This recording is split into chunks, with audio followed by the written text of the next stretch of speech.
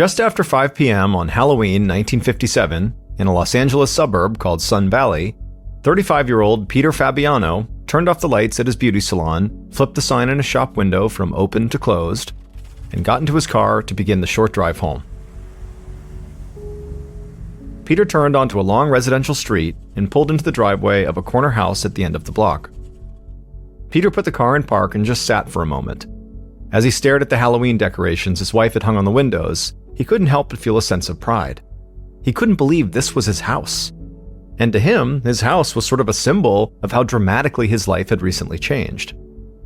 Just a few short years earlier, Peter had felt completely lost. He was living by himself and struggling to make ends meet. And that's when he got mixed up with some bad people who said he could make some money working for them.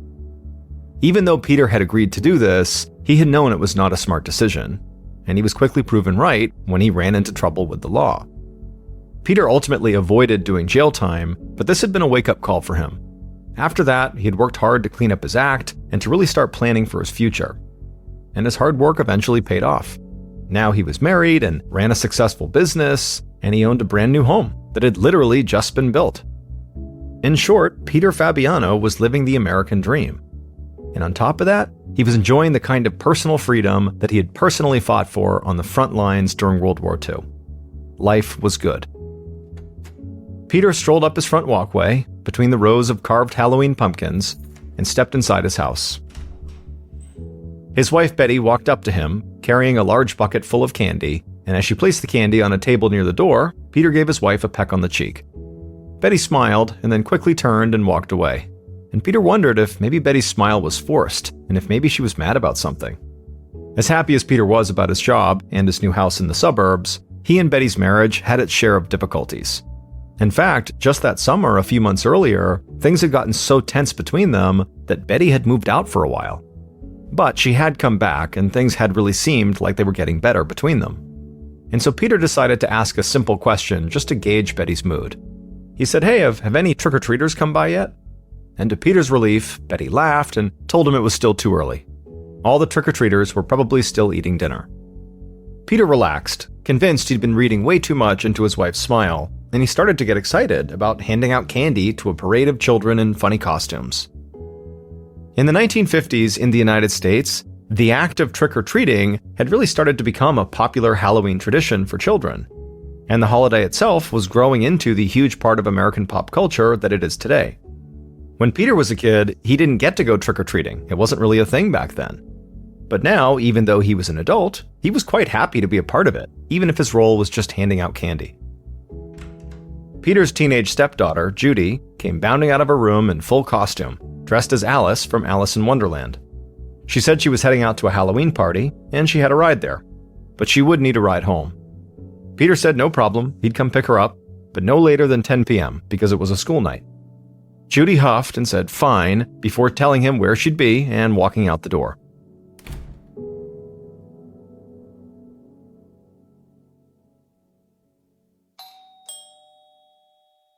By 6 o'clock, shortly after Judy had left for her party, the sun was setting and the Fabiano's doorbell rang for the first time that night. Peter and Betty heard a chorus of young voices chanting "Trick or treat" from right outside the door. Betty smiled, put on her pointy black witch's hat, grabbed the bucket of candy by its handles, and opened up the door. In front of her stood a little boy in a robot costume, and on either side of him were what Betty assumed were his two big sisters, both dressed as fairies. Betty reached into her bucket and grabbed as much candy as her hand could fit, and then dropped the candy into each of the kids' bags. The kids thanked her and ran off. At this point, Peter walked up behind Betty to look outside, and he saw more children approaching. And it looked like it was going to be a busy night. A little before 11 p.m. that night, after the last of the trick-or-treaters had come by the house, and Peter had picked up his stepdaughter Judy from her Halloween party, Peter walked into his bedroom and saw Betty reading in bed. He slipped into his pajamas and yawned. He thought about how he and Betty would have to be up at the crack of dawn tomorrow to get Judy to school, and also then to open the two salons they ran for a full day of appointments. And so all Peter wanted to do was just collapse and go to sleep. And so Peter slid into bed with Betty, but then put her book down on the nightstand and she turned off the lamp. As the couple lay in bed, Peter remarked to Betty that this time of the year was exhausting. Betty agreed. Decorating, hosting, entertaining, these things were hard work. She said now that Halloween was over, they would have to start sending invitations for Thanksgiving. And then as soon as Thanksgiving was over, they wouldn't even have time to breathe before they'd have to start decorating for Christmas and planning their big Christmas party. Peter joked that maybe next year they should just board up their house for the holidays and take an extended vacation. Betty started to laugh, but before she could say anything else, their doorbell rang. Peter sat up, switched on the lamp, and looked at the clock. It was 11:15 p.m. He turned to Betty and said it seemed really strange that somebody would ring their doorbell so late. Betty thought it might just be a late trick-or-treater, even though more than 2 hours had passed since the last trick-or-treater had come by. Peter pushed himself out of bed. Maybe it was one of the earlier visitors coming back for seconds, he said. If so, it was their lucky night, because they still had more than enough candy to last through the new year. Peter put on his robe, stepped into his slippers, and began walking towards the front door. And as he did, the doorbell rang again. And this time, Peter heard "trick or treat" from a voice calling out from the other side of the door. And so Peter picked up the bucket of candy on the side table, reached for the doorknob, and pulled the front door open.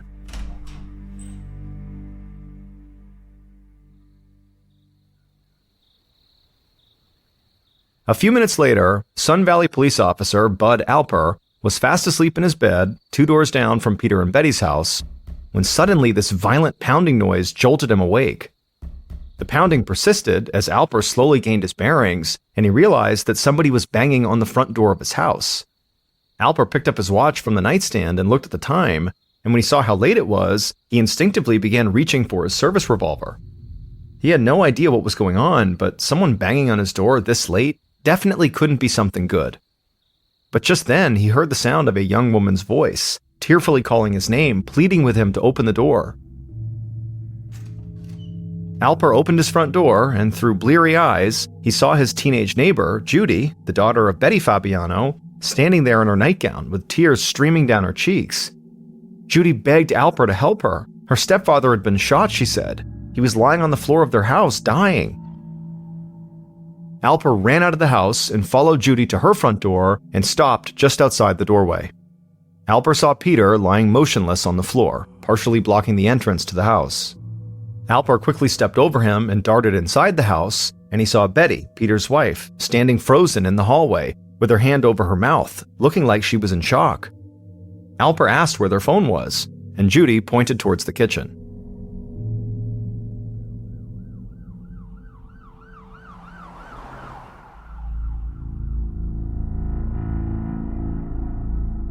Five minutes later, an ambulance pulled up at the Fabiano's house, and paramedics picked Peter up, put him on a stretcher, and sped away to the hospital.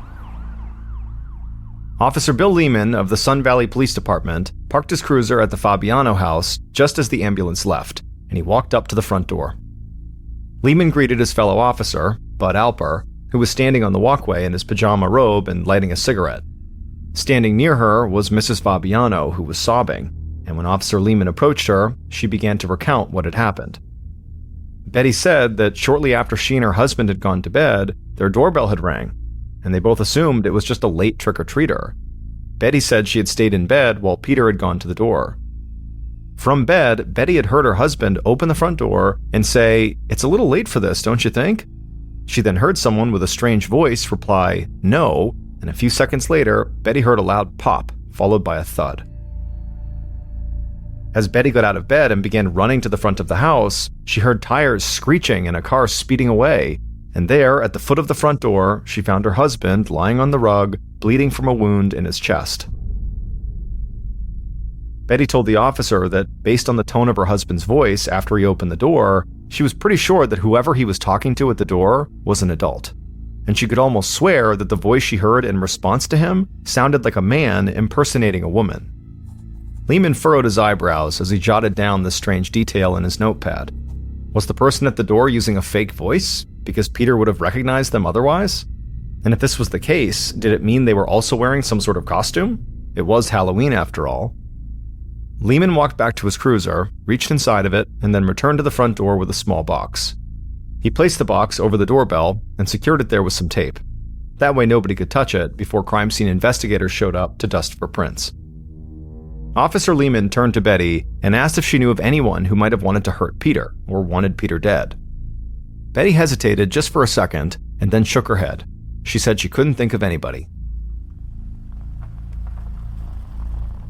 A short time later, homicide detective Pat Keeley rolled up to the Fabiano house and took over the investigation.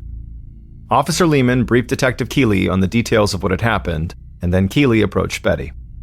He took off his hat, lowered his head a bit, and said he hated to have to tell her this, but her husband Peter never regained consciousness, and he was pronounced dead upon arrival at the hospital. Betty immediately broke down and began crying and hugged her daughter. Keeley stepped away to give the victim's grieving family members some space, and as the crime scene investigators showed up to process the scene, Keeley walked across the street to begin his neighborhood canvass. Keeley knocked on the door of the Fabiano's adjacent neighbors and asked if they had seen or heard anything suspicious. The neighbors told the detective that they had heard a loud pop, maybe about 15 minutes earlier, but aside from that, they hadn't noticed anything out of the ordinary. As the detective scribbled this into his notepad, the neighbor suddenly remembered something he didn't think much of at the time. He said a couple of times that evening, when he would look out the window to see if there were any more trick-or-treaters coming, he noticed a car parked in the street that he'd never seen before. It was an older model, dark-colored sedan, and by his count, it had been parked there for maybe at least an hour, but now it was gone. The neighbor wished he could provide more information, but he didn't take note of the make or model, and he wasn't able to offer a description of anybody in the car. Keeley continued canvassing the neighborhood, but none of the other people on the block saw or heard anything unusual. So he returned to the Fabiano house, hoping that the crime scene investigators had found something useful that might help him close this case quickly. But the news from the other investigators was equally disappointing. There were no fingerprints on the doorbell and no shell casings at the scene. In fact, they hadn't uncovered anything at all, not a single piece of evidence. This crime scene was totally clean.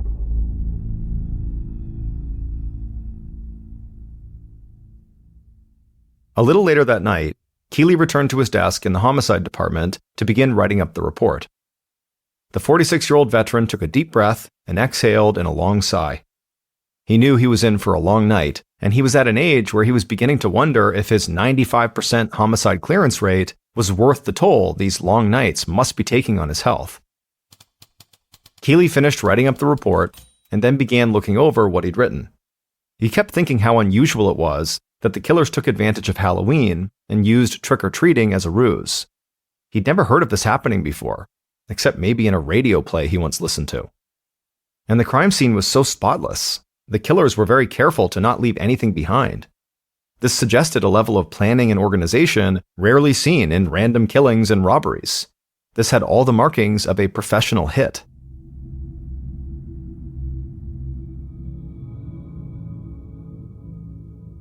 The day after the murder, Detective Keeley drove down to the Hall of Justice and made his way to the Records Division.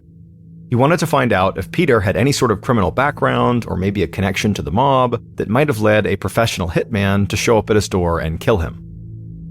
Keeley asked the records clerk for anything he could dig up on a Peter R. Fabiano. The records clerk disappeared into a back room, and a short time later, he returned with a file and handed it to Keeley. And the second Keeley opened that file up and began reading, he knew his instincts had paid off. Peter Fabiano did have a criminal record. About 9 years earlier, Peter had been a bookie, which meant he was setting up gambling bets, taking bet money, and paying out winnings. This was illegal, and Peter had been caught and convicted on a bookmaking charge. He was sentenced to 180 days in jail, but the sentence was ultimately suspended, and he never served any time. Keeley knew that bookies were often associated with organized crime, and he wondered how deep Peter's ties went. Could he have run afoul of a loan shark, or fallen in debt to the wrong people? Something like that would definitely support his professional killer theory. Detective Keeley spent the afternoon probing Peter's business records, his finances, his background, hoping to find other investigations and other shady dealings. Anything that might help Keeley build a list of Peter's potential enemies. But much to Keeley's surprise, aside from that one scrape with the law being a bookie almost a decade earlier, Peter really did seem to have cleaned up his life. He ran a legitimate business, which his wife helped him operate, and none of Peter's friends that Keeley had talked to could think of anyone who had beef with him. However, Keeley had yet to really have a deep conversation with the one person closest to Peter, and that would be Peter's wife and now widow, Betty. That evening, Betty Fabiano sat in a small room inside the Sun Valley Police Station. After waiting for a few minutes on her own, Detective Keeley walked in, sat down in a chair a few feet away from her, and asked her to take him through the night of Peter's murder again. Betty started recounting everything that had happened that day, starting from when she had finished working at one of the two salons she and Peter owned. Peter, at the time, was working at the other salon. Keeley listened closely, looking for any inconsistencies between this version of events and the story Betty had told him when he had first come to her house. Keeley was not ready to write off the idea that a hired killer had shot Peter, but maybe it wasn't the mob that hired them. Maybe it was the victim's wife. But as Betty spoke, Keeley didn't catch anything that strayed too far from her original story. Still, that didn't necessarily mean anything. Some people were good at memorizing stories. And so Keeley asked Betty to tell him more about her marriage to Peter. Betty explained that she and Peter had been married for about 3 years. She had 2 kids from a previous marriage, and one of those kids, her daughter Judy, lived with them. Keeley asked if she and Peter had any problems in their marriage. Betty paused, then took a deep breath, and admitted that, yes, there had been some marital problems. She said their marriage had become pretty rocky earlier that year, to the point where they actually had separated for a couple of months. Betty had moved out of the house during that time and went to live with a friend. But in July, she and Peter had reconciled, and she had moved back in with him. Betty looked away for a minute and was silent, and then she turned back to Keeley and said there was someone he should know about, someone who might have had it out for Peter. Keeley leaned in and asked her why she hadn't said anything about this person when he talked to her at the house. Betty said she wasn't trying to hide anything. She'd been in total shock at the house, and she hadn't been able to think clearly. But now that she was talking about her and Peter's relationship, it seemed obvious, because she believed this person truly hated Peter, maybe enough to want him dead. It was a woman named Joan Rabel, who used to work part-time for Peter at one of his salons. But Peter had fired Joan because for some reason he just didn't like her. But Betty did. In fact, the 2 women had quickly hit it off when they first met and had become friends. And this really bothered Peter. In fact, it bothered Peter so much that the friendship between Joan and Betty became a source of tension in their marriage, until Peter ultimately forbade his wife to socialize with Joan. Betty felt she had a right to choose her friends and was not going to let her husband control her, but Peter was insistent until Betty felt like he was basically giving her an ultimatum. And ultimately, this is the issue that led Betty and Peter to separate for those several months. However, Betty said after a couple of months of separation, she had a change of heart and returned home to Peter. And he accepted her back, but under the condition that she never see Joan and never even speak Joan's name around him again. As Keeley listened to the story, he found himself puzzled by it. It sounded like there had to be a piece missing somewhere. And so he asked Betty, why did Peter hate Joan so much? But Betty just sort of shrugged and looked away. Keeley couldn't tell if Betty was hiding this information because she knew more about Peter's murder than she was saying, or if she was trying to hide something to protect her dead husband or her friend Joan. Finally, Betty broke the silence and just said that Joan had a really strong personality, and Peter also had a strong personality. And sometimes 2 strong personalities can clash.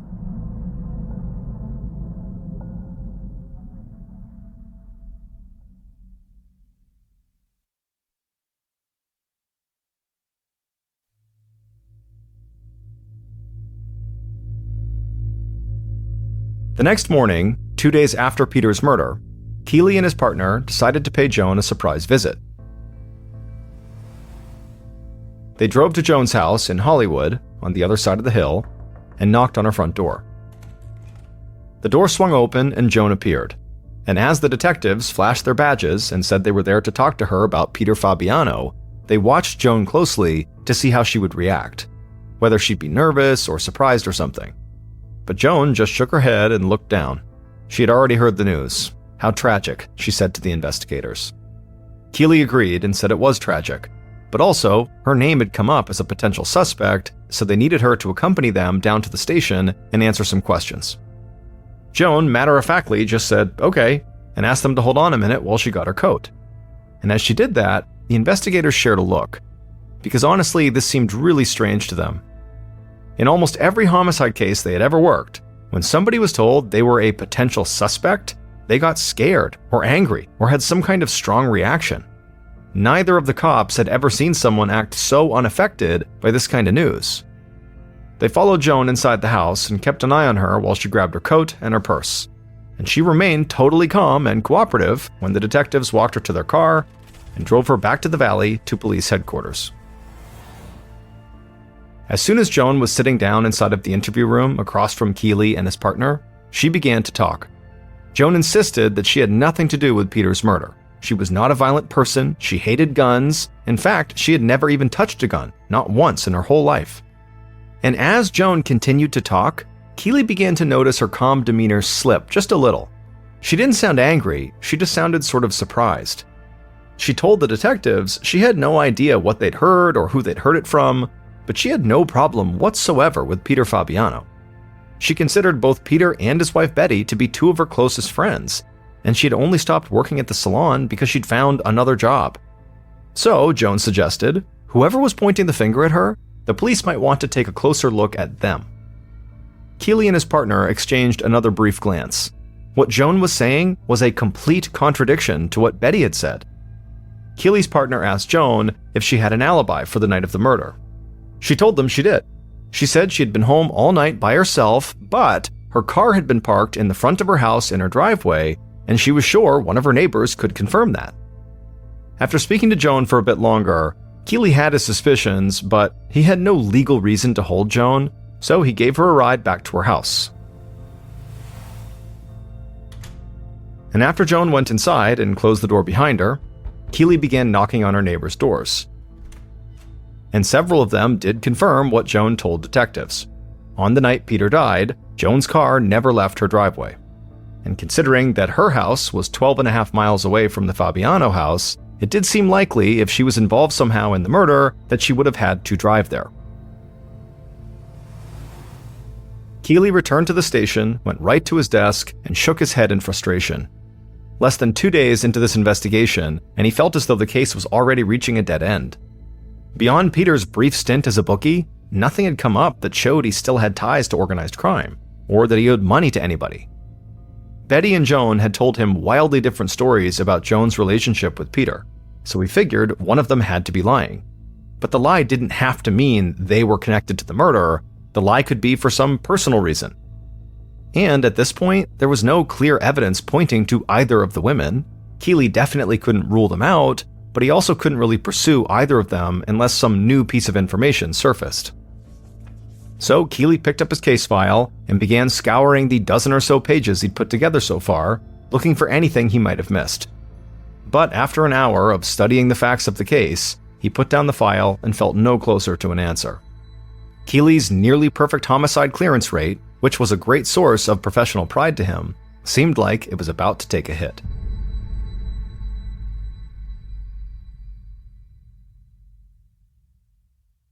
Nearly a week after the murder, on November 5th, 1957, Peter Fabiano was laid to rest. Following the funeral, Detective Keeley continued to interview Peter's friends and family, but these conversations never seemed to get him anything new. Several more weeks passed, and no matter how many times Keeley looked over his case file, he didn't get any closer to figuring out who had murdered Peter. And with nothing more to go on, and new cases piling up, Detective Keeley and his team turned their attention to other open investigations. The Fabianos' Thanksgiving dinner that year had one fewer face at the table, and while they ate, there was this sense of despair hanging over all of them. Like Keeley, Peter's family started to feel that Peter's case would just never get solved.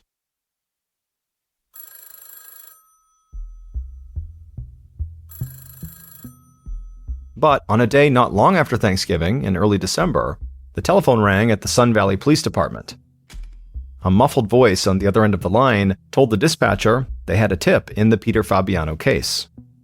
The caller said that if investigators went to Bullock's department store in downtown Los Angeles and visited the area with the rented storage lockers, they would find a .38 caliber Smith & Wesson revolver. This was the gun that was used to kill Peter Fabiano. The caller then provided a locker number and then hung up without giving their name. The dispatcher took down the information and quickly passed it along to Detective Keeley. Keeley was skeptical that this tip would lead anywhere. Whenever a case was all over the news like this one, he usually got at least one call from somebody just looking for attention. Rarely was a vital piece of information just handed to him. It's never that easy.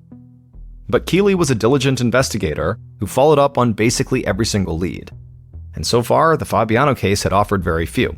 So this was something worth looking into. So Keeley and his partner drove to downtown Los Angeles, entered the Bullock's department store, and had the locker attendant open up the locker the tipster had indicated. And when Keeley looked inside that locker, he couldn't hide his excitement because there inside of it was in fact a .38 caliber Smith & Wesson revolver. Keeley asked the locker attendant whose name the locker had been rented under. The attendant opened a registration book, and when she read the name to Keeley, Keeley had never heard of them before. Keeley put the revolver into an evidence bag and drove it back to the station. He knew he would need to figure out where the gun came from, who the gun was registered to, and if the gun had ever been reported stolen. He also knew there was a good chance the locker had been rented under a false name, but he hoped the gun would still lead him to Peter's killer. So he called the state police and gave them the serial number of this gun. And within minutes, Keeley learned that the gun had been purchased on September 21st of that year, the month before the murder, from a gun shop in Pasadena, about 15 miles away. And the buyer of the gun was the very same person who rented the storage locker where the gun was found. This person had not used a fake name to get the gun or the locker. So Keeley could easily track them down, and he was now almost positive this person killed Peter. That evening, after obtaining a warrant, Detective Keeley and his partner arrested the person who had bought the gun and stored it in the locker. The detectives brought this person to the station and sat them down in the interrogation room, and as soon as the interview began, this person openly admitted to shooting Peter Fabiano. And they would tell investigators the entire story right from the very beginning all the way up to the aftermath of the killing. And once Keeley and his partner had all these details, all the pieces began falling into place, and everything that might have confused Keeley early on now suddenly made perfect sense.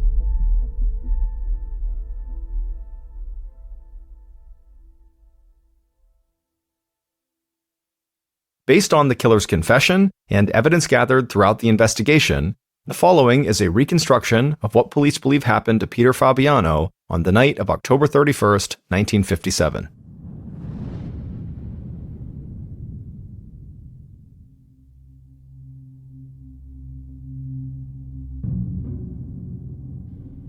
At around 9 p.m. that night, the killer, wearing face makeup and baggy clothes, sat in a parked car a few houses down from Peter's, and just watched and waited. Just after 11 p.m., so after sitting in the parked car for 2 straight hours, the killer saw the bedroom lights in the Fabiano house go off. At this point, the killer slipped a mask over their face and red gloves over their hands, and then climbed out of the car and began walking toward the Fabiano's front door, carrying a brown paper bag with a .38 caliber revolver hidden inside of it. The killer rang the doorbell, and as soon as they did, they began to shake, knowing they were about to commit a crime that could land them in the gas chamber. They tried to calm their nerves by reassuring themselves that this was the perfect crime and there was no way they'd get caught. They repeated this in their head as they rang the doorbell again and called out "Trick or treat" in a loud, booming, unnatural voice. Peter opened the door, looked at the killer in their ill-fitting clothes and paper mask, and laughed. "It's a little late for this, don't you think?" he asked. All the killer could think to say was no, as Peter looked down into his bucket and began fishing for candy. With Peter's attention distracted for just a moment, the killer began raising the gun, which was still concealed inside the paper bag. But as they did, their hands began to tremble violently, so they reached over with their other hand to keep themselves steady, and then continued lifting the gun with both hands. And once it was aimed squarely at Peter's chest, they fired a single shot. The bullet blew a hole through the paper bag and slammed into Peter's chest, the round settling just below his heart. Peter looked up at the killer in horror and then clutched his chest as he fell to the ground. The killer immediately turned around, cut across the yard, and ran back to the car. When they got into the passenger seat, they were shaking and on the verge of tears. They couldn't believe they had just killed a man. But the killer then felt a hand on their shoulder. They turned to the driver's seat and saw the woman they loved had a smile on her face. The woman told the killer they had done everything just right. Then she hit the gas and sped away from the neighborhood.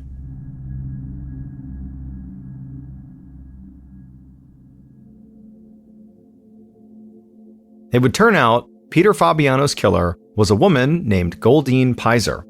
She was a 42-year-old lab assistant at a children's hospital, and she had no direct connection to Peter Fabiano. In fact, she had never met him before the night she killed him. She only knew what Peter looked like because another person had driven her by the Fabiano house a week before Halloween and pointed him out. And this other person was Goldine's only connection to Peter, and this other person was the actual mastermind behind the murder. And that was Peter's former employee, Joan Rabel. It turned out that Joan and Peter's wife Betty had both lied to police about their relationship. Joan and Betty were not just friends, they were lovers. But in 1957, that was not something most people would accept, so Betty and Joan tried to hide it. However, Peter still found out about their relationship, and when he did, he was livid. He fired Joan from his salon and forbade his wife from ever seeing Joan again. But instead of submitting, Betty left her husband and went to live with Joan. However, after a couple of months with Joan, Betty realized she was better off staying with Peter and broke off her relationship with Joan. Betty moved back in with Peter and agreed to never bring up Joan's name again. And it was at this point that Joan began plotting Peter's murder. Jilted and wanting revenge, Joan began a new relationship with the very impressionable Goldine and immediately began setting her up to become Peter's assassin. Joan spoke endlessly to Goldine about what an evil and vile person Peter Fabiano was. Joan claimed Peter was cruel to his wife and cruel to his wife's children, mistreated his employees, and was essentially a monster who needed to be stopped. Over time, Goldine grew to despise Peter just through Joan's portrait of him, and that's when Joan began actively putting her plan into motion. Goldine cared so deeply for Joan, she would have done just about anything for her. And so when she walked into that Pasadena gun shop on September 21st, she felt like she was doing a heroic thing. Once the two conspirators had their plan all worked out, they decided Halloween night was the best time to carry it out, because they knew Peter would be more likely to open his door to a stranger after a steady stream of trick-or-treaters had been to his house. On the night of the murder, Joan borrowed a friend's car, leaving hers in the driveway to create the alibi, and then went to pick up Goldine at her house. Joan then drove Goldine to the Fabiano street, waited in the car until the deed was done, and drove her back home. At which point, Joan told Goldine to forget they ever knew each other and vanished from her life. Once Goldine realized she'd been used and manipulated by Joan, who didn't actually care about her, the hold that Joan had over her was broken. So when Detective Keeley got the anonymous tip and tracked Goldine down, she was more than willing to tell him everything. Joan Rabel and Goldine Pizer were both charged with first-degree murder. Both women initially pleaded not guilty, but eventually changed their pleas to guilty to the lesser charge of second-degree murder. Joan and Goldine received sentences of 5 years to life in prison. As for Peter's widow, Betty Fabiano, she was never charged with any crime because investigators were satisfied that she had nothing to do with her husband's murder. In 1990, 31-year-old John O'Brien was a landscaper in a town just outside of Chicago, Illinois. In January of that year, he and his friend David decided they wanted to escape the cold Chicago winter and go on some vacation to somewhere nice and warm. And so they decided to book a trip to the very sunny Caribbean islands of Trinidad and Tobago. They left for their trip just a couple of days later, which was believed to be January 8th or January 9th, and the hotel they were staying in was right near the airport in Trinidad. So they land in Trinidad, they get off their plane, they make their way out of the airport, they go to their hotel, they drop their luggage, and then they headed out to explore the town. And over the next couple of days, they not only explored Trinidad, but also the island of Tobago, which was a 4-hour boat ride away. And they had great food, they saw some really cool attractions, and just overall, they had a chance to relax in the warm weather while all their friends back home were freezing in Chicago. And so, by all accounts, their vacation was going exactly to plan until Sunday, the 14th of January. This was the day before they were supposed to fly back to Chicago. That day, John began complaining of some unnamed health issue, which has not been made public, so we don't know what it is. And he went to some drugstore in town in Trinidad to look for a specific medication for this unnamed health issue. But the drugstore did not carry this medication, so John left and he went to another drugstore and another store, but nobody had this medication. And so by the time John got back to the hotel and saw David would later remark that John was not only distraught about not having this medication, but John was disoriented. Like whatever this health issue was, it was starting to manifest itself in this kind of disoriented state that John was in because it was not being treated. But eventually, David decided that John was okay enough that they did not need to call a hospital or call a doctor, and the two men decided to just go to bed, because after all, they had a very early flight the next morning. So the two men climb into their respective beds, which are in the same room, two twin-size beds, and they fall asleep. But about an hour to maybe an hour and a half after David had fallen asleep, he wakes up to some man standing next to his bed, choking him. He's grabbing his throat and throttling him. And so David has no time to respond to what's going on. He just starts grabbing this guy's hands and he manages to push them off of him. And then this guy who's standing next to his bed grabs the lamp next to him and smashes David with it. David, from getting hit, falls out of the bed, he lands on the ground, and this guy, his attacker, jumps on top of him, and the two men are fighting, but eventually David manages to overpower this guy, and he kicks him off. And as soon as he does that, he realizes this guy that's been attacking him is John, and John is completely naked. He's got no clothes on. And so John just stands up and David's looking at him like, what's going on? And John just runs out of the hotel room. He ends up running down the hall. He goes down the stairs. He runs past the front desk, out the front doors of the hotel, and just takes off running.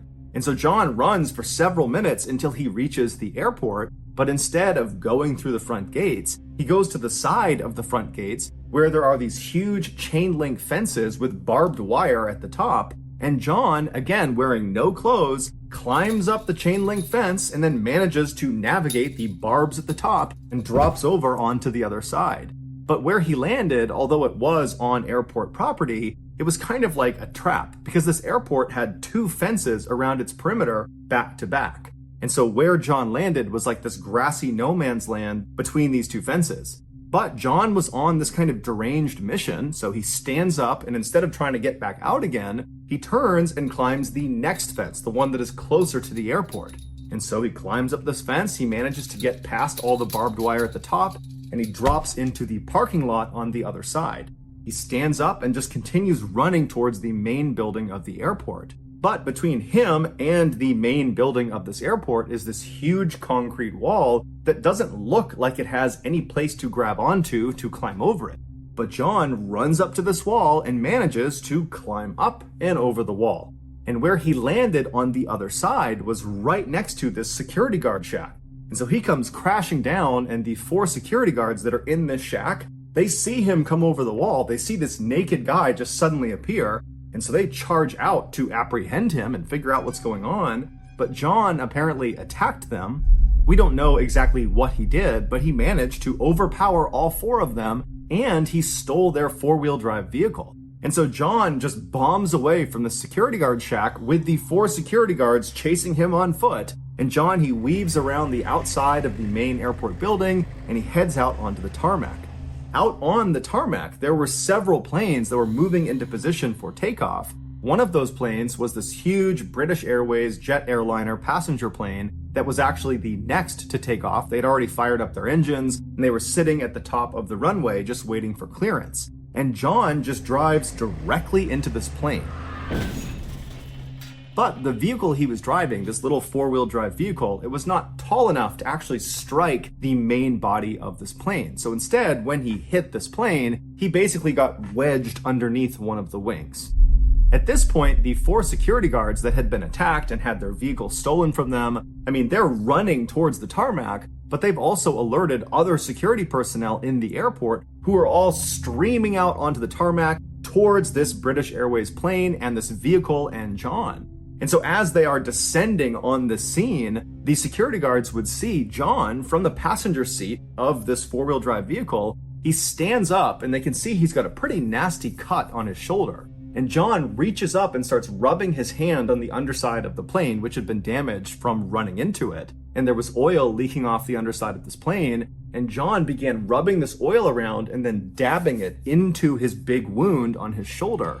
And then after packing it with this oil, John leapt out of the wrecked four-wheel drive vehicle and then just took off running away from all these security guards and away from this plane. And in the chaos of this moment, all these security guards and all the airport personnel that were descending on this scene, they managed to lose sight of John. He disappeared on the backside of this plane. And so all these security guards and airport personnel, they come to a stop about 100 feet away from this plane and this wrecked vehicle, and they're just kind of staring at it, wondering, what are we going to do next? They're calling other agencies to come in and assist with this situation, when all of a sudden, somebody notices John about 300 feet away on the other side of the plane. He comes out from behind a building. And so he's running towards the plane, he's running towards this wall of security guards and other airport staff. And John, he manages to get all the way up to the plane before anybody can come up and apprehend him.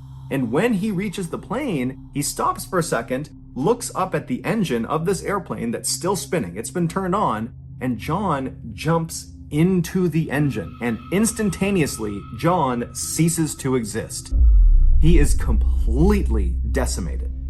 No one knows for sure what actually caused John's rampage, although it's assumed it had to do with whatever this unnamed health issue was. Ultimately, his death was ruled a suicide.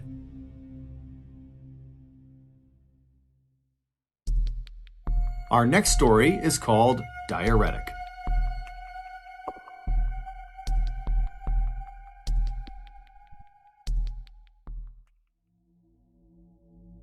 On April 17, 2018, 42-year-old Holly Mackey sat down in aisle seat 14C on a Southwest Airlines plane.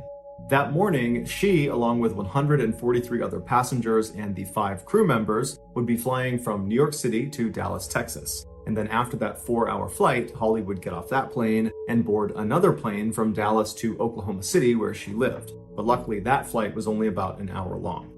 After Holly buckled her lap belt, she put her carry-on bag under the seat in front of her, and then she waited to see who was going to be sitting in the 2 seats to her left. A few seconds later, a 43-year-old bank executive and mother of 2 named Jennifer Reardon came walking down the aisle and stopped right outside of row 14 and turned into the aisle towards Holly. And Holly, who was kind of keeping her head down, she noticed there was this person standing outside of her aisle. And so she turned and looked up, and looking down at her was this big, bright smile. And Jennifer said to her, "Hey, can I sit next to you? Is anybody using those seats?" And Holly would say, "Nope, I'm here by myself. Go right ahead." Unlike other airlines that would assign seats to all of their passengers before they boarded, Southwest Airlines has an open seating plan. What they do is they basically group passengers into boarding groups, but then once that group is on the plane, it's first come, first serve. After Jennifer slid past Holly and made her way to the window seat where she sat down, which was seat 14A, she buckled her lap belt, and then just like Holly, she took her carry-on bag and stuffed it under the seat in front of her, and then she pulled a paperback book out of her bag and started reading it. For the next few minutes, as more and more passengers came onto the plane, nobody took the seat between Holly and Jennifer, because generally speaking, people don't like riding in the middle seat if there is a window or aisle seat available, because it's just not very comfortable sitting between 2 people for hours at a time. But eventually, the only seats left were middle seats. And at some point, this preteen girl who had her head buried in her phone, she comes onto the plane and she works her way down, and she stops outside of row 14, and she very politely asks Holly if she can sit between her and Jennifer. And Holly says, absolutely. And so this girl slips past Holly and she sits down in seat 14B. She puts her lap belt on, she takes her carry-on, puts it under the seat in front of her, and then she just goes back to looking at her phone. Now that all of Holly's seatmates had arrived and she would not need to be getting out of the way for more people to come into a row, Holly kind of relaxed for a minute and she pulled out her iPad and she began scanning through the news as she waited for the plane to finish boarding. After all the passengers had been seated, one of the flight attendants closed the airplane door, and then they grabbed the microphone and welcomed everyone aboard the plane and thanked them for choosing Southwest Airlines. And then they reminded everyone on board to make sure their seatbelt was fastened, that their tray was in the upright position, that their seat was upright as well, that they had stowed big electronics. And then with the help of several other flight attendants, they went over some basic safety procedures in case of a mid-air emergency. Most of the passengers on this flight were really not paying attention to the safety brief. they were trying to sleep, or they were stowing their stuff, or they were sending one last text message. But Holly, on the other hand, she was paying careful attention. Now, this wasn't totally unusual for her. She was generally safety conscious, but for some reason on this flight, she just had a sense that something bad was about to happen. There was this deep sense of foreboding that she normally didn't feel on flights. And so she found herself really carefully paying attention to these procedures in case something did go wrong. After the brief was over, the attendant who was holding the microphone thanked everyone for listening and then said, "Sit back, relax, and enjoy your flight." But Holly couldn't do that because, one, she really did have this weird sense that something was off about this flight, that something bad was going to happen, and she just didn't know why. And then number two, she remembered that she had drank this huge cup of iced coffee before she boarded the plane, and so now she really had to use the bathroom. But the plane had already begun taxiing over to the runway, and an attendant had told her she had to sit down. You can't go to the bathroom now. You gotta wait until we're up in the air. And so Holly, who was now feeling very mentally and physically uncomfortable, found herself kind of anxiously looking to her left out the window as the plane continued to taxi to the top of the runway. And then once the plane was set, it paused for a second, and then the engines fired, and Holly and the girl next to her and Jennifer all got sucked back into their seat as the plane began hurtling down the track. And so Holly, the girl, and Jennifer, they're all turned, they're looking out the window as the plane is just bombing straight ahead. They're watching the airport kind of disappear out of view, and then they feel the plane begin to get lift, and then they take off. As the plane rapidly ascended, Holly turned away from the window and just sat back and closed her eyes and was just picturing that moment when they reached their cruising altitude, and she would hear that chime in the cabin, and then the captain would come on the intercom and say, "We've reached our cruising altitude. It's now safe to get up and walk around," at which point Holly was going to run to the bathroom. And so when the plane finally got to a point where Holly felt like they were starting to level out, they probably were going to be at their cruising altitude soon, Holly preemptively undid her seatbelt and turned to face the aisle, getting ready for that chime in the cabin so she could get to the bathroom as soon as possible. But that chime didn't happen. Instead, when they reached their cruising altitude, the captain came on the intercom and she would tell everyone that they had reached their cruising altitude, but no one can leave their seats yet. They were expecting some fairly rough air, some turbulence. And so Holly was totally frustrated and disappointed, and she let out this audible grunt out of frustration. And Jennifer, who had her head in her book, she hears this grunt, and she turns to look at Holly to make sure she's okay. And at the exact same time, Holly found herself kind of looking down and turning towards the window to look out the window, and she made eye contact with Jennifer. And immediately Holly recognized that Jennifer thought something was wrong with her, and she was kind of looking at her to make sure she was okay. And Holly just goes, "I really have to go to the bathroom." And so at this, the two women kind of laughed about Holly's plight because it was kind of funny that she desperately needed to go but wasn't allowed to. And so eventually Jennifer just said, "I'm sure they'll let you go soon." And then Jennifer went back to her book, and Holly went back to anxiously waiting to use the bathroom. And the girl sitting between them did not care at all. She was not listening to them. She didn't care. She had her head buried in her phone. After several minutes, Holly started to worry that it might be a while before she was allowed to get up and move around, because she's looking at the flight attendants and they're all buckled into their jump seats and they were hitting some turbulence. And so Holly's thinking, okay, I gotta do something to take my mind off of this discomfort. Not only the physical discomfort of needing to use the bathroom, but also that strange foreboding. It just was not going away. And she didn't know what it was, but she just had the sense that something bad was going to happen. And so Holly decided she would do some work. And so at 11:04 a.m. Eastern, she reached down below the seat in front of her and began fishing around in her bag for her laptop. Before she could grab it, she heard two deafeningly loud sounds in rapid succession. The first was a popping sound that came from outside of the plane near the left wing, and the left wing was right outside of their window. And then she heard this whooshing sound that went through the entire cabin. It was like a high-powered vacuum. And then the entire cabin became freezing cold as the plane banked hard to the left. After all this happened, in this fraction of a second, Holly sat up, and it was like she was immediately in shock. She's looking out across the other seats, and she sees all those oxygen masks have deployed from the ceiling. People are screaming, the attendants are running up and down the aisle trying to help people put their masks on as the plane is hard banking to the left. and Holly just kind of robotically reaches out and grabs the mask right in front of her, and she tries to put it on, but despite having listened intently to the safety brief, it was like her hands didn't work, and she couldn't get the band to extend long enough to put it over her head. And so she's fumbling with this mask, still in shock. She can't believe this is actually happening. This is how she's gonna die. And then it's like she snaps out of it and she forgets about the mask and she turns left to make sure the girl and Jennifer were okay. And what she saw was absolutely horrifying. That popping sound she heard outside of the plane was the sound of the engine underneath the left wing exploding. And when it detonated, the cowling, which is the outside of the engine, it kind of protects the engine, it broke apart. And one of the pieces of this cowling flew and hit the side of the aircraft, and it struck the window of row 14, Holly's row. And when it did that, it shattered the window completely, causing an explosive decompression of the cabin. When even a small hole opens up in a plane flying miles above the earth, that hole will create hurricane-like forces inside of the cabin, and so anything that is not completely anchored down, including people, will get sucked out of that hole. And in this case, that's what happened. When that window broke open, Jennifer, who was sitting closest to it, was immediately sucked through the window. Now, she was not completely ejected because her seatbelt kept her from going completely out the window, but her entire upper half was now wedged outside of the plane. As for the girl sitting next to Jennifer, in between Jennifer and Holly, she was still getting pulled towards the window because Jennifer, even though she had been pulled out, there was still segments of the window that were open. And so there was still suction towards the window. And so Holly instinctively reached over and grabbed this girl and pulled her in tight to her chest. And then with her left arm, she reached behind the girl and grabbed the belt of Jennifer. And she tried to pull Jennifer back into the plane, but she could tell there was no way she could pull her back. The forces pulling Jennifer out of the plane were far too strong.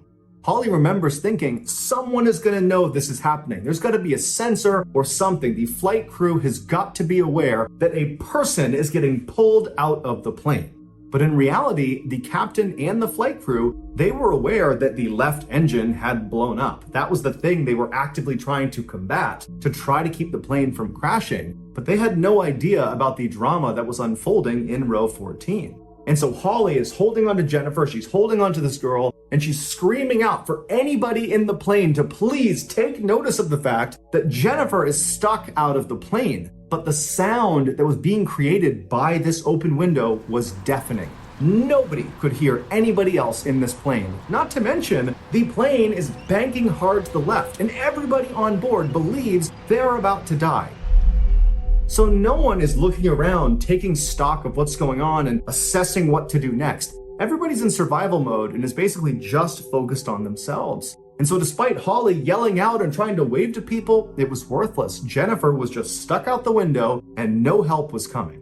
And so for several minutes, Holly is just holding on to Jennifer. She's holding on to this girl. She's screaming out for help, but no one's hearing her. And then eventually, as the plane began to come back from its bank, and it seemed like the pilot was taking control of the craft, even though it was deafening inside and it was still terrifying, people began to open up their blinders a little bit and they started to look around, and some people sitting in the vicinity of row 14, they noticed what was going on with Jennifer and they began yelling and waving for the flight attendants. But again, the sound from this window was deafening. There was just no way the attendants could hear them. And even though everyone's waving at the attendants are very preoccupied. They're dealing with the people right in front of them who are all very worried and concerned. They're trying to talk to the captain about what they need to do next. And so they did not see there was this emergency happening. And so for several more minutes, Jennifer is just stuck out the window with nobody helping her. And it was during this time, as Holly is holding on to her waist and she's holding on to the girl, that Holly is thinking,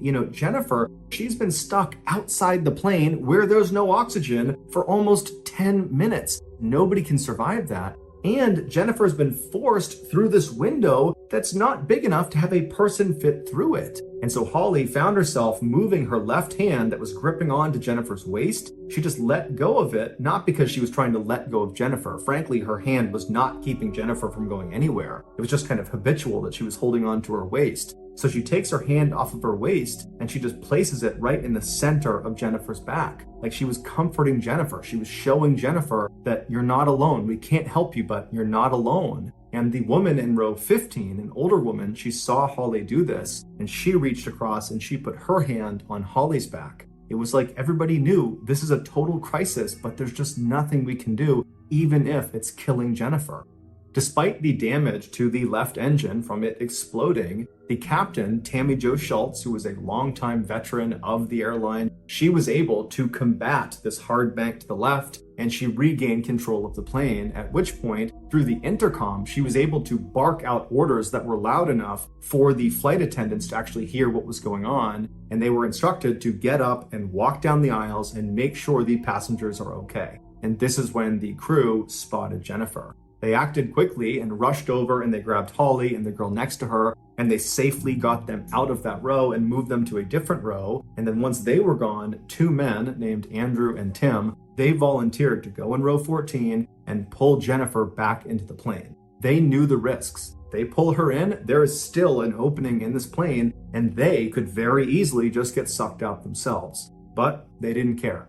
They knew they needed to help this woman. And so without any hesitation, the two men walked into row 14, they got in position, and with all their might, they were able to pull Jennifer in, they got her into the aisle, and then the two men were able to leave row 14 without being sucked out. And so Jennifer is laying in the aisle, and a passenger who happened to be a nurse, who was named Peggy, she rushed over and she began performing CPR.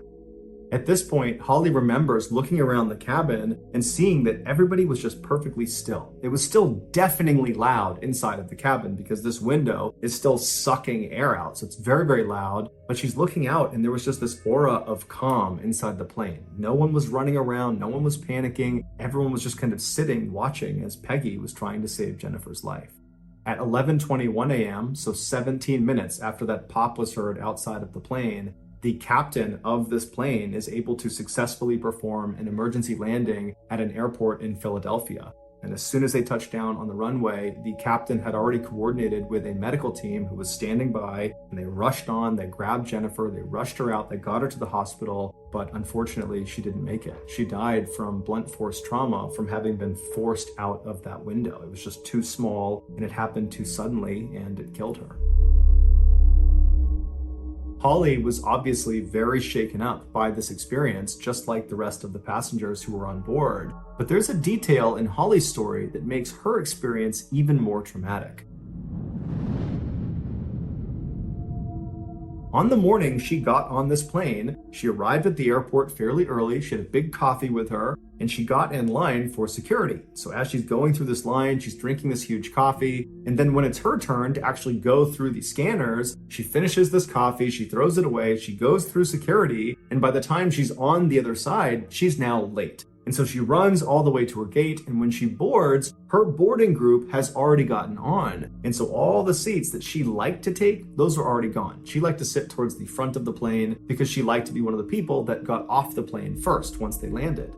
And so she began looking for the first open row that she could sit in. And so she starts walking down the row and she finally gets to row 14. She's looking on her left and there's a totally open row, 3 open seats. And so, like she always did on long flights, she took the window seat, seat 14A, because she could lean her head up against the side of the plane and sleep.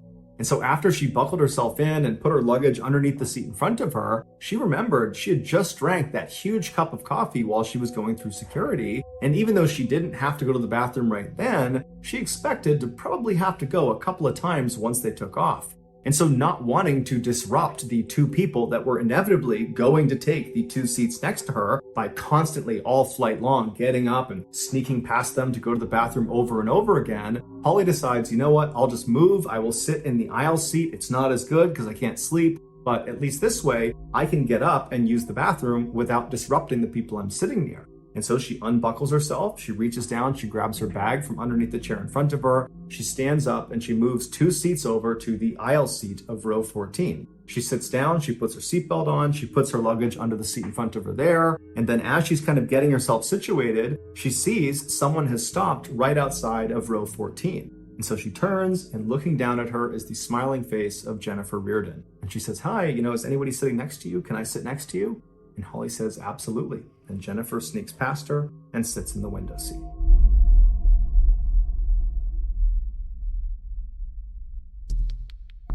The next and final story of today's episode is called Legendary Lifeguard.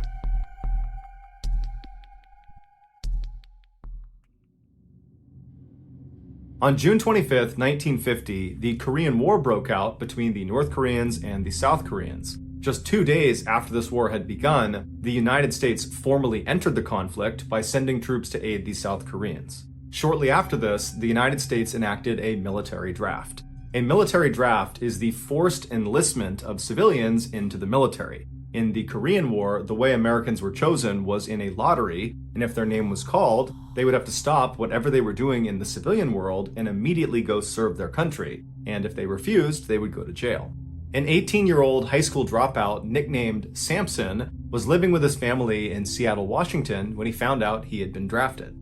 While military service was not something Samson was considering for his future, he accepted his fate with grace, and before long, he was making his way to Fort Ord in Northern California to begin his military training. But after training, when Samson was now officially a soldier in the army, he was not sent to Korea to fight in the war. Instead, he was ordered to stay at Fort Ord and be the lifeguard for their pool.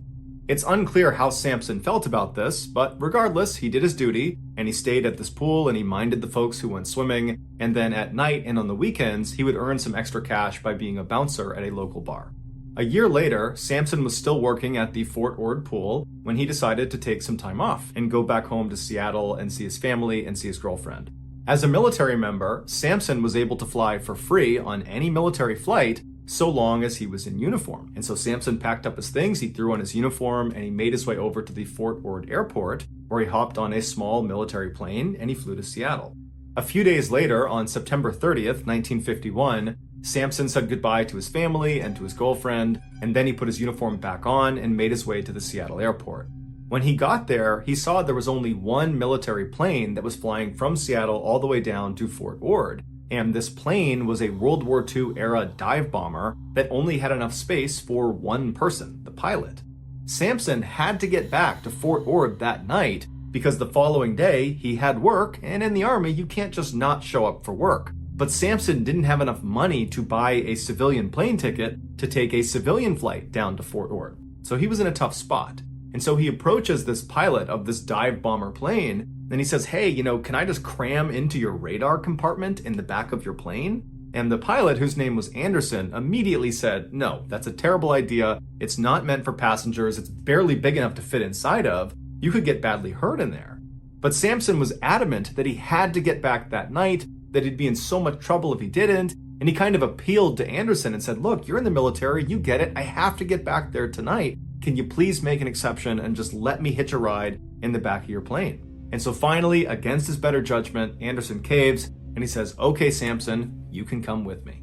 And so a little bit before 4 p.m. that afternoon, Samson eagerly went around to the side of the plane. He opened up a side hatch and he crawled inside of this very tight radar compartment. And once he was tucked up inside, Anderson walked around and he closed the hatch behind him. And then Anderson got in the cockpit and began preparing the plane for takeoff. A few minutes later, the pair was careening down the runway, and right as the plane began to experience lift and was going up into the air, the side hatch of the radar compartment where Samson was suddenly flew open. The big issue with this now open door in the radar compartment was not that Samson, like in the movies, would get sucked out this door out to his death, although if he wasn't careful, he totally could fall out of the door. No, the real problem with this now open door had to do with oxygen levels. At their cruising altitude, where the majority of their flight would be spent, there wasn't enough oxygen in the air to sustain human life. And so as soon as Anderson powered up that plane and began preparing it for takeoff, he began pumping oxygen into the cockpit and also into the radar compartment space. This is done specifically to compensate for the lack of oxygen up at that cruising altitude. But with Samson's door now wide open, all that extra oxygen that was coming into that space to keep him alive is now just being sucked right out the door into the atmosphere, which meant if Samson couldn't find a way to shut that door, he would eventually pass out and suffocate to death. Samson, who was fully aware of this fact, immediately jumped into action by anchoring his feet and legs around the stanchion in the middle of this compartment space, and once he was fairly secure, he began extending his upper body out of the plane to try to grab onto the handle to try to shut it. But once he was holding onto that door handle, he's now halfway out of the plane, he could not get it to shut. The wind was so strong it was pinning the door open.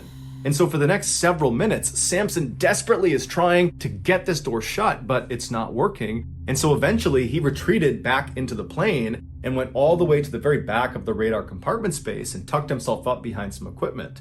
Because this was not an area where passengers were supposed to be, there was no way to communicate with the pilot. He could not tell Anderson that he was dying back here. And so he just sat there and prayed. While Samson was dealing with this open door crisis, Anderson was dealing with a crisis of his own. At some point after takeoff, he looked down at his gauges and he realized a terrible mistake had been made. There wasn't enough fuel to get to Fort Ord, and where he was discovering it, where he was out over the water, there wasn't enough fuel to even turn around and go back to Seattle. And so Anderson grabs his radio and he tries to call out to these surrounding airports to see if there's anywhere he can just emergency land this plane, but all he hears is silence. It would turn out his radio equipment just happened to fail right at this moment. And what also happened to fail right at that moment was Anderson's oxygen supply. It had nothing to do with Samson and the open door. Anderson just also suddenly was without oxygen. And so Anderson knew he had to get to a lower altitude as fast as possible because he would eventually pass out and crash the plane. And so he went into a very steep dive and began going down and realized he needed to try to land this plane in the ocean now. There was no way he could get to an airport. And so he's burning down towards the water, and as they're coming down in altitude, there was more oxygen in the air. And so Samson, who had eventually passed out from a lack of oxygen, is suddenly revived with all this additional oxygen as they're going down. And so Samson comes to and he looks and the door is still wide open, and all he can see is the Pacific Ocean burning up at him. He only had a few seconds to grab onto the stanchion in the middle of the space he's in before they impacted the water.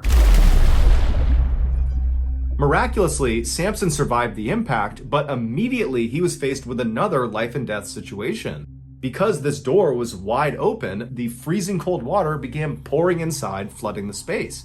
And so Samson tried to swim his way out, but the power of this water coming in was too strong, and so he had to wait until the space completely flooded before he swam out and then swam up to the surface. Once he got to the surface, he's looking around and the water's incredibly choppy and it's very foggy. He can barely see anything. He's looking around for Anderson, not really sure what happened to him, and he looks down the plane towards the front of the plane and he sees Anderson climbing out of the cockpit. He looks badly beaten up, but he's alive, he's okay. And so Samson yells to him and the two men link up and they're able to pull two life rafts out of the plane. And so both men, they get into each of their rafts right as this plane sinks down below the surface. And so Anderson and Samson begin looking around, wondering what they're going to do, but it's so foggy, they can't see land in any direction. They can barely see 10 feet away from themselves. And so Anderson thought they landed maybe 2 or 3 miles off the coast of California, but they weren't really sure. So Anderson pulled out his compass, he looked east and said, let's just start paddling. The men had crashed about 2 miles off the coast of Point Reyes, California, which is this big protected shoreline that's about 150 miles north of Fort Ord. And this particular stretch of water that these two men had found themselves in was a known breeding ground for great white sharks. So the two men, they got their compass and they're trying to swim as fast as they can to the east, but they're not seeing any land. The fog hasn't let up at all. And then eventually it got dark. And as soon as it got dark, the water got choppier and choppier until at one point Samson actually was launched out of his raft into the water. He turned around and saw his raft, but it was being pulled away by a current faster than he could swim to it. And so Samson yells out for Anderson, who sees him in the water. Anderson tries his best to paddle over and save Samson, but the current was too strong. And before long, Samson watched as Anderson just disappeared into the fog. Now, Samson was all alone in the middle of the night. He couldn't see anything. There's no land anywhere. He doesn't have the compass. Anderson had the compass, so he has no idea which direction is what. He's in a shark breeding ground, and now he doesn't have his life raft. And so Samson did the only thing he could do, which was pick a direction that he believed was east and start swimming. And so Samson is swimming in this pitch black water. He can't see anything around him. And all he's probably thinking about is how any minute now, I'm going to run out of energy and I'm going to sink down and I'm going to drown, or I'm going to get attacked by sharks, or some combination of the two. But miraculously, after about an hour of swimming in some direction, he broke through the fog and he saw way off in the distance was a light on what looked like dry land. And so he has this sudden burst of energy and he swims as hard and as fast as he possibly can. A couple of times he gets pulled under by rip currents and he nearly drowns, but eventually he gets to the sandy shores of Point Reyes. It's believed he swam approximately 1 or 2 miles after being dumped out of the boat. As he was pulling himself out of the water and collapsed on the beach, he had given everything to that swim. Had he been in the water for even a few more minutes, it's very likely he would have drowned. Unable to stand from pure exhaustion, Samson just began slowly crawling up the beach towards this light he had seen as he was swimming. And it would turn out this light was on the outside of this building that was owned by a radio station. And so Samson is crawling and periodically puking out seawater. And finally, after about 30 or 45 minutes, he gets to the steps of this building. He crawls up the steps and he pounds on the door. And by this point, he's hypothermic, he's in shock. He's about to die if he doesn't get any help. And luckily, there's someone inside of this building. They open it up, they see Samson. They don't know what's going on, but they pick him up, they pull him inside, they wrap him in a blanket, and they try to ask him, what happened? What's going on? Why are you here? But Samson was too cold to even speak, so he just sat there and shook. And so finally, this employee just called the Coast Guard that had a station very close to where they were. And a few minutes later, the Coast Guard shows up, they take Samson, and they rush him to their station house where they were able to give him medical treatment, which saved his life. It was also at this Coast Guard station where Samson was reunited with Anderson, who had also managed to make his way to shore alive. Samson would go on to serve for 2 more years in the Army. The entire time was spent as a lifeguard at the Fort Ord pool. Then in 1953, after the Korean War ended, Samson's mandatory service came to an end and he was honorably discharged. Samson would go on to become one of the most successful and well-known actors and producers of all time. He has won hundreds of big awards, including 4 Academy Awards and 4 Golden Globe Awards. Samson's real name is Clint Eastwood.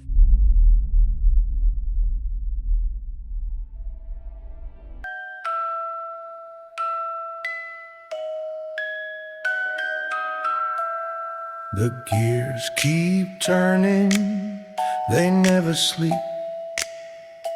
In the silence, their whispers creep.